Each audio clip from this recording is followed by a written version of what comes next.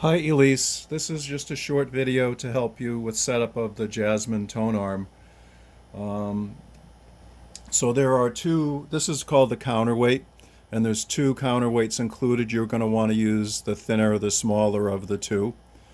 And this is called, geez, I actually forgot the name of it. Something lateral weight. I think it's the lateral weight. This is not going to be installed. It's not safe to ship the arm with either of these two things on.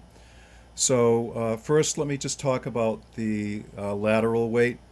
This is a very thin thread.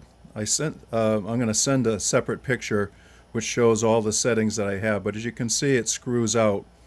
And really, the most important thing with installing this is to make sure that you're going into the arm, so the hole is nice and parallel.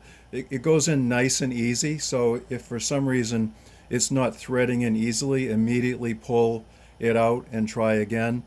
The worst thing would be for you to strip that.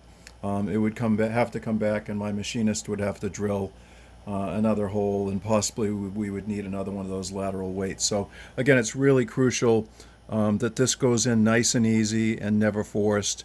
And one of the pictures shows very close to the approximation of how many threads it should be in there. So look at that and get close to that and you'll be fine. So the counterweight will be off, and you'll just basically screw that in place. I can get this off. So I'm going to screw it on, and then we're going to use this tool called a tracking force gauge to set the correct weight. And again, the picture that I sent will give you a good idea of the approximate area where that has to be, and then you can dial it in. So this little Ortofon scale I'm sending to you free of charge is just a little seesaw, two pieces, and the little, my mother would call these pitons, on either side go into this so that it moves up and down like a seesaw. And there are numbers on this. I'm going to put on my magnifying head glass right now, and what we're going for is close to 1.5 grams. It's definitely okay if it's under that, but the marking here is for 1.5 grams. And what we want to do is, well, first of all, this is the cueing. So the cueing has to be in the down position. And you're going to set it on the arrow that's closest to that. And what you're looking for is not for it to go down the way this just did. So it's too heavy, and so I'm turning the counterweight so it's going backwards. Going backwards reduces the weight on it, and now we're too light. I'm going to go one turn in, and we actually have a light balance here, which, I'd be happier if they had a 1.4 grams on here. So right at 1.5 or less is good for this, and it's balancing there. So that means you've got the correct tracking force. A couple other things I'll mention about the arm.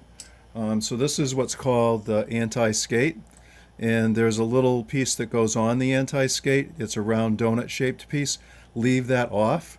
The tone arm manufacturer changed to a thinner weight along the line because they realized the first one they made was wrongly calculated after they had the finish put on it. So with the weight of this cart being so light, 1.5, 1.4 grams, you leave that weight completely off. Hold on to it in case you ever sell the arm or get a heavier cartridge, but leave that off, and this is the way that should appear in case it gets mixed up.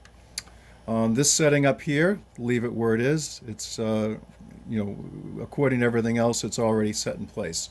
And then the final thing I just want to mention is, for safety's sake, I'm not going to send this with the stylus in place. So I'm just going to show you quickly how to remove that stylus. So, I'm sorry, put the stylus in. So there's one in place here right now. I'm grasping it with my thumb and forefinger and pulling straight out, and it just slides right out. It looks like this, and it's really hard to get it wrong putting it back in because it can only go in one way. So you're going to have your new stylus in your package that it came in from LP Gear, and then you're going to put that stub into that hole and then just push straight back. And once it stops, that's the correct place for that to be.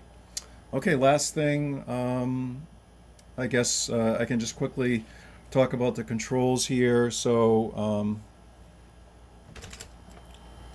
sorry about that. You've got 16, 33, and 45 here. You got off and on here. This is the strobe, and again, the picture in there is not clear because of all the corrosion, but it is visible, and you really shouldn't have to adjust it. It's been adjusted here. Your mat is a two-piece system, so first thing you do is put this in place, and then the mat fits, and you have to kind of gingerly push around this right here to make sure that it seats properly. And whenever you handle the platter, it's great if you can lift it through this. That will help you keep your shine on. But this is the way the belt is routed. You can see it goes through this one little protector here, and then around the turntable like so. And that's about it. That should get you a good start to set up. And if you have any questions at all, just let me know. I'm not sure if you can read this or not, but there's a line here that says align, and then there's a line over here. The platter, for it to ride most flatly, you should align that line like that when you put it together. And that's it.